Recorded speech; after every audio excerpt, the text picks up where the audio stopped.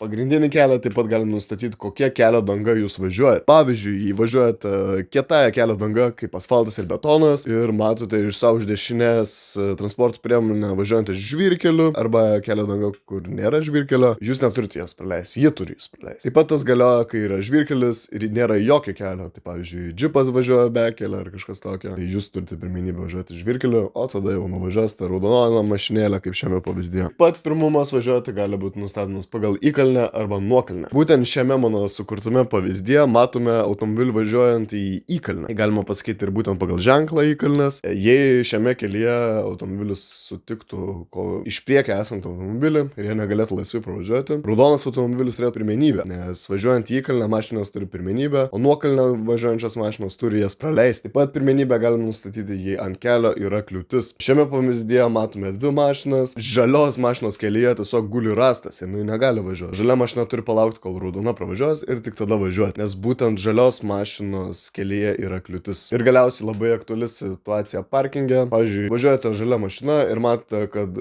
raudona mašina nori važiuoti atbulai. Pagal kelių eismo taisyklės, važiuojant atbalomis, turite praleisti visus eismo dalyvius, taigi žalia mašina važiuoja pirma, o paskui išvažiuoja taip gražiai atbalomis raudona.